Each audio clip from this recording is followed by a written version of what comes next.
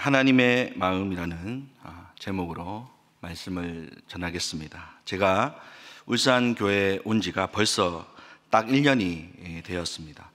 울산에 오니까요, 참 신기한 경험을 하게 됩니다. 제가 있었던 곳이기도 하고 그래서 그런지 이번에 이제 저의 첫째 딸이 고등학교를 입학했는데 성신고로 입학을 했습니다. 근데 이제 제가 다닐 때는 남자 고등학교였는데 남녀공학이 되어서 뜻하지 않게 딸이 고등학교 후배가 되었습니다.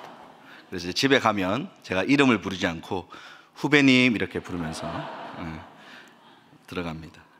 우리 첫째 딸의 이름은 하음입니다. 이름이 하음인데요, 원래 이름의 뜻을 지을 때 제가 의도한 이름의 뜻은 하나님의 마음, 줄여서 하마가 되면 안 될 것 같아가지고 딸의 이름을 차마 그렇게 지을 수 없어서 하나님의 마음, 하음이라고 지었습니다. 그렇게 지었던 이유는 제가 이제 목회자로서 사역을 함에 있어서 제가 만나는 성도들을 하나님의 마음을 품고 내가 섬기고 사랑하겠다라는 다짐을 하면서 지었는데, 그렇게 하고 있느냐라고 물어보지는 말아주시기를 바랍니다. 아직은 많이 부족한 것 같습니다. 그런 의지를 담은 거죠.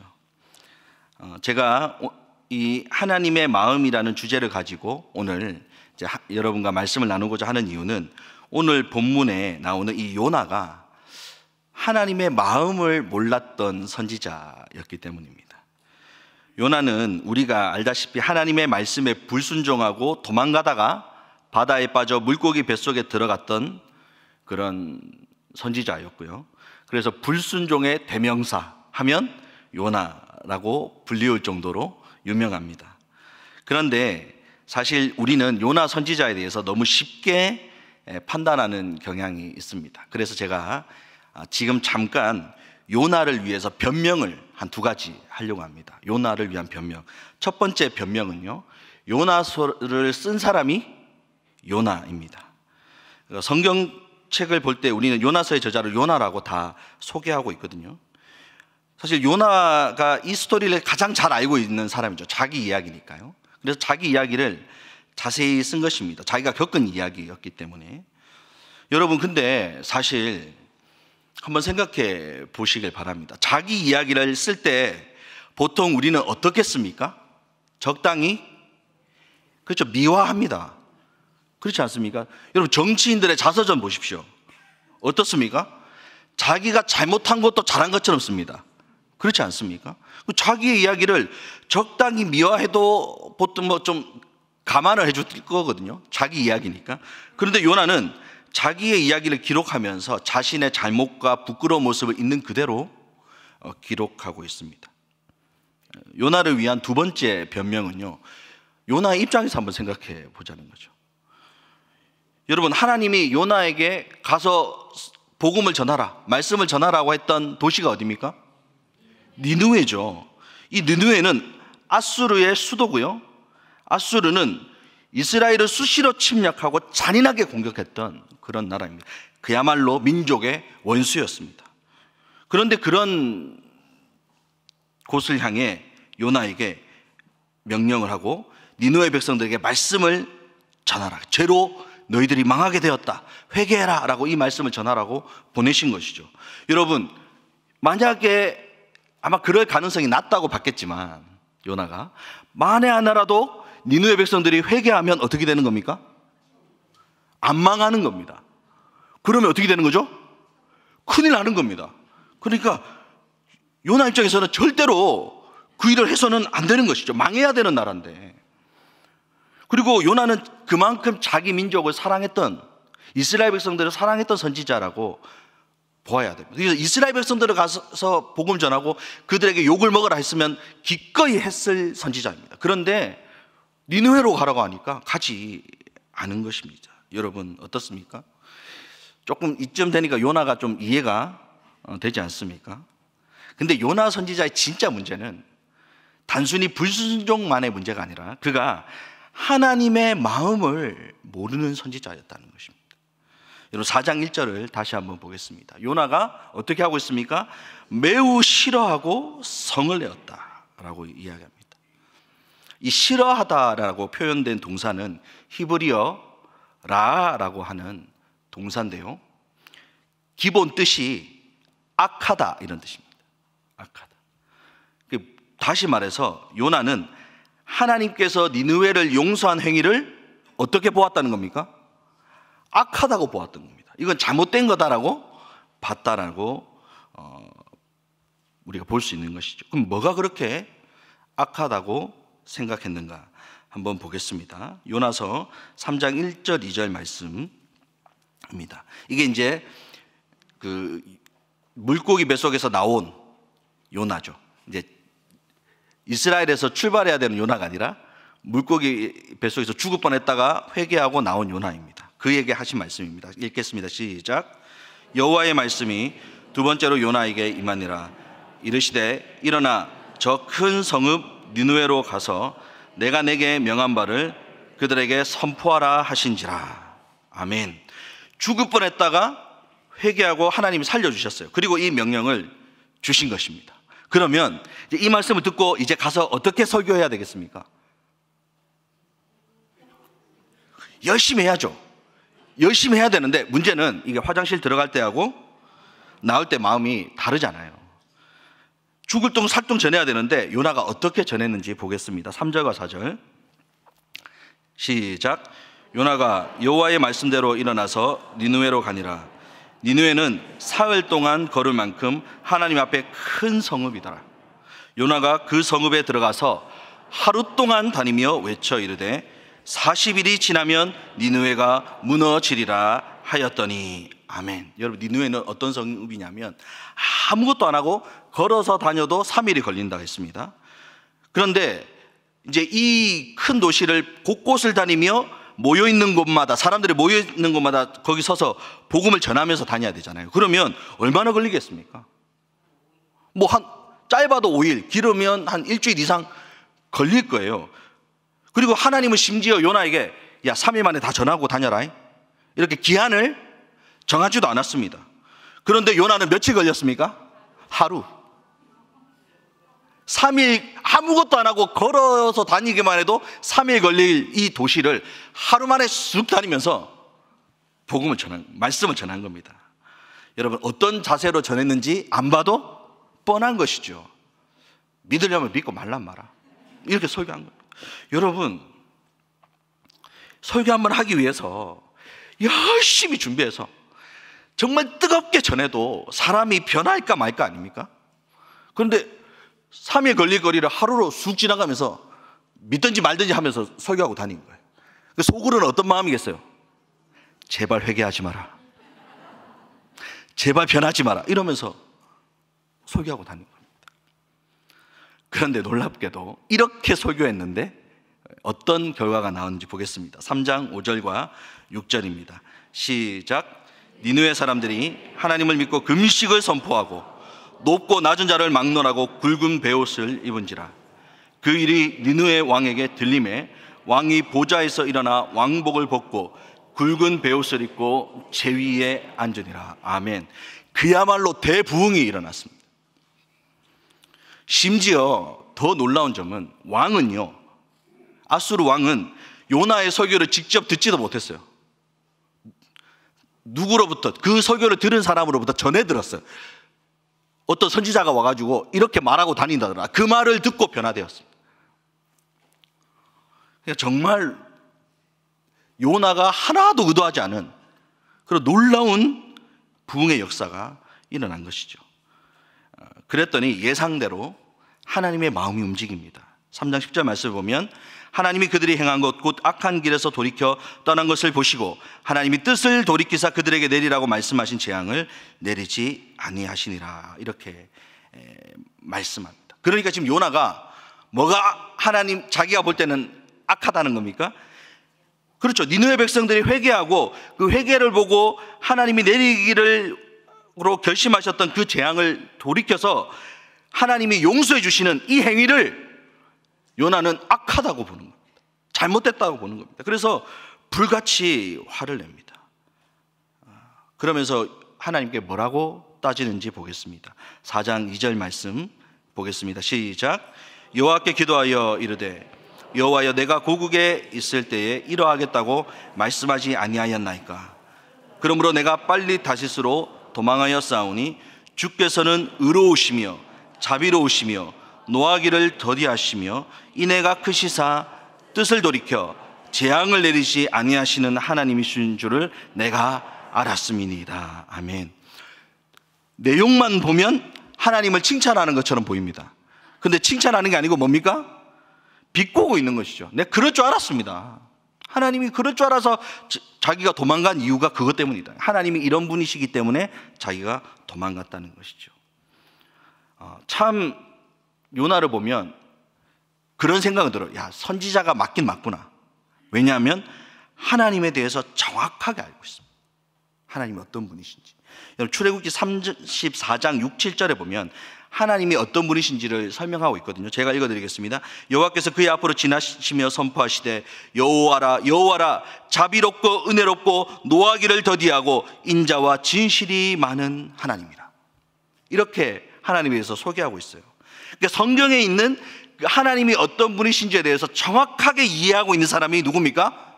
요나입니다. 그러니까 요나 선지자를 무시하시면 안 됩니다, 여러분. 요나는 굉장히 하나님에 대해서 잘 알고 있고 하나님이 앞으로 어떻게 행동하실 거라는 것도 정확히 예상했던 거예요. 그래서 도망갔던 거예요. 그리고 나서 하나님과 그렇게 말다툼하고 나서 하는 행동을 보십시오. 5절에 보면 요나가 성읍에 나가서 그 성읍 동쪽에 앉아 거기서 자기를 위하여 초막을 짓고 그 성읍에 무슨 일이 일어나는가를 보려고 그 그늘 아래 앉았더라 이야기합니다. 요나가 거기 앉아서 초막을 짓고 뭐 했다는 겁니까? 아직까지 희망을 잃지 않았어요. 니느웨가 그래도 망할 수도 있다 이러면서 지켜보고 있는 겁니다. 여전히 하나님의 마음을 모르고 있죠. 여러분, 여기서 우리가 깨닫을 수 있는 것이 있어요. 그게 뭐냐면 교회를 오래 다녔고 하나님에 대해서 성경에 대해서 아무리 지식이 많다고 해도 우리가 하나님의 마음을 가지고 있는 것은 아니라는 것입니다.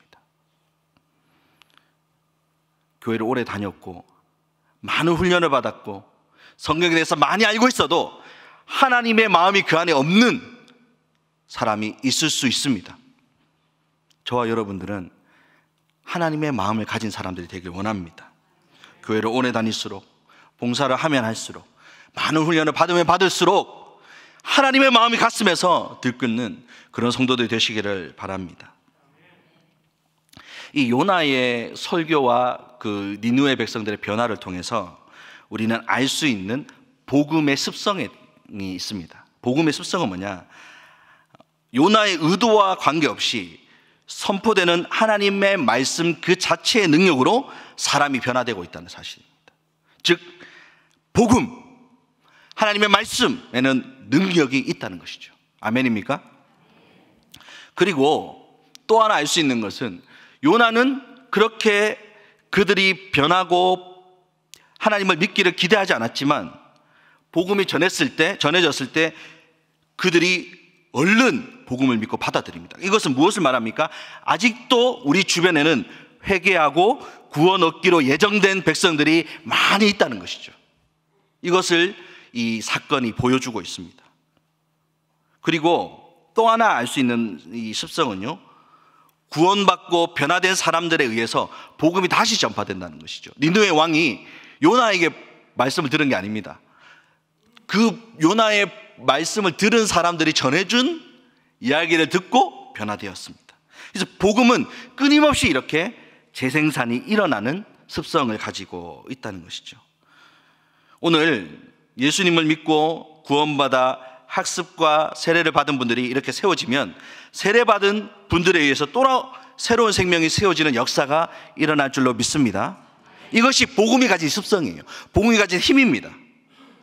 그래서 이러한 복음의 습성을 통해서 우리가 알 수 있는 하나님의 마음은 무엇인가? 빨리 전해라 하는 것이죠. 왜요? 복음의 능력이 있는 거예요. 우리가 얼마나 믿음이 좋고 우리가 얼마나 뜨겁고 우리가 얼마나 대단한 사람인가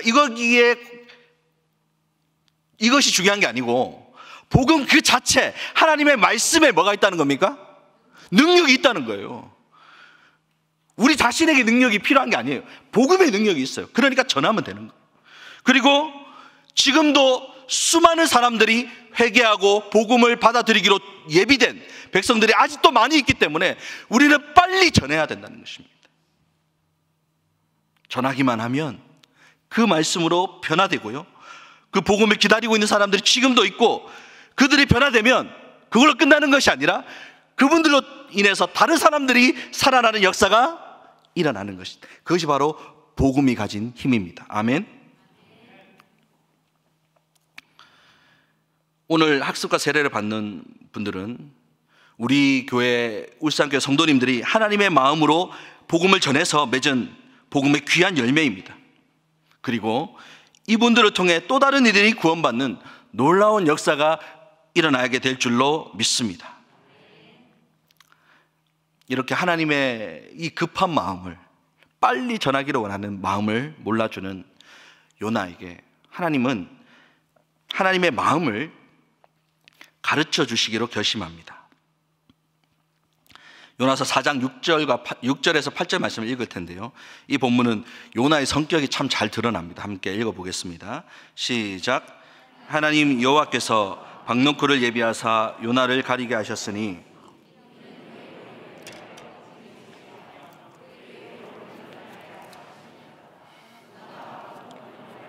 크게 기뻐하였더니 하나님이 이 벌레를 예비하사 이튿날 새벽에 그 박농쿨을 갉아먹게 하심에 시드니라.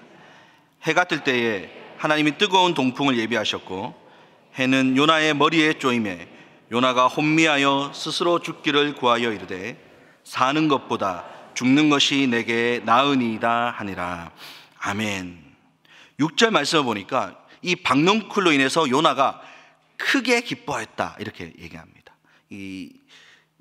조금 본문에 더 충실한 표현으로는 극도로 좋아했다 이렇게 나와요. 그러니까 방금 전까지 하나님하고 막 말다툼 해놓고는 이제 그러면서 니느웨가 빨리 망해라 이러면서 쳐다보는데 이제 속상한 마음이 그렇게 막 올라오는데 그 박농쿨을 보면서 그 기분이 풀린 거예요. 참 그 성격이 극단적입니다. 막 좋아가지고. 그리고 또 열받으면 어떻게 합니까? 죽여주시옵소서 이러는 거예요. 성격이 너무 다혈질이에요. 극에서 극으로 가는 사람들, 이런 사람들 주변에서 쉽게 발견할 수 있죠, 여러분. 제가 좀 그렇거든요. 기분이 좋을 때는 좋았다가 막 나쁠 때는 막 나빴다. 극에서 극으로. 그러니까 이게 지금 박농쿨에서 너무 좋아하는데 이게 없어지면 또 어떻게 되겠습니까? 8절 말씀 보세요. 8절 말씀. 스스로 죽기를 구하여 이르되 사는 것보다 죽는 것이 내게 나으니라. 이거 지금 성질 부리는 거죠, 하나님께. 막 화가 나가지고 박농쿨 하나 없어졌다고. 그러니까 하나님이 이렇게 질문합니다. 내가 성내는 것이 옳으냐? 이 질문은 앞에도 나옵니다. 4절에도 네가 성내는 것이 옳으냐? 여러분, 요나가 이렇게 화를 내는 게 옳습니까? 당연히 옳지 않죠. 근데 하나님께서 이렇게 지금 이야기하는 거죠. 그래, 네가 옳다고 치자. 그러면 이 박농쿨 때문에 네가 너무 화가 나는데 이 화가 나는 너의 마음이 옳다고 한다면 저들의 멸망을 안타까워하는 내 마음은 어떻게 할래? 11절에 보면 이 니느웨 백성들이 향해 이렇게 이야기합니다. 내가 어찌 아끼지 아니하겠느냐. 이 아끼다라는 단어는 히브리어 후스라는 단어인데요, 이 단어는 누군가에 대해 연민의 정을 가지고 고통스러워하는 모습을 의미합니다. 그러니까 하나님의 고통스러운 마음을 표현하는 거예요. 내가 어찌 아끼지 않겠느냐. 야, 너도 이 하루 동안 있다가 사라지는 이 박농쿨을 그토록 아꼈지? 나도 좌우를 알지 못하는 이 무지한 백성들을 말할 수 없는 사랑으로 아낀단다.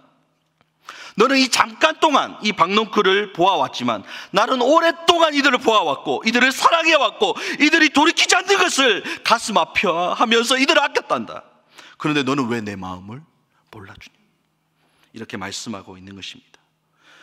여러분, 저와 여러분들이 복음을 열심히 전하고 가르치고 교회에서 열심히 봉사를 한다 할지라도 우리가 함께 섬기고 전하고 가르치는 사람들에 대한 하나님의 마음이 없다면 그것은 소용없는 껍데기일 뿐입니다.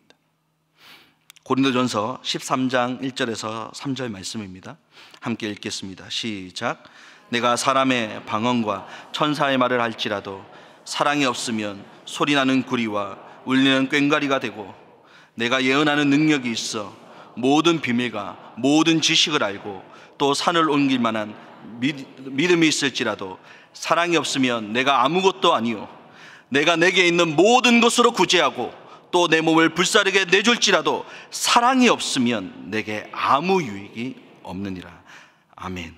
우리가 아무리 열심히 헌신하고 구제하고 내 몸을 불사르게 내어주고 교회에서 많은 사람들을 섬길지라도 우리 안에 하나님의 마음, 하나님의 사랑의 그 마음이 없다면 아무것도 아니라고 말씀하고 있습니다.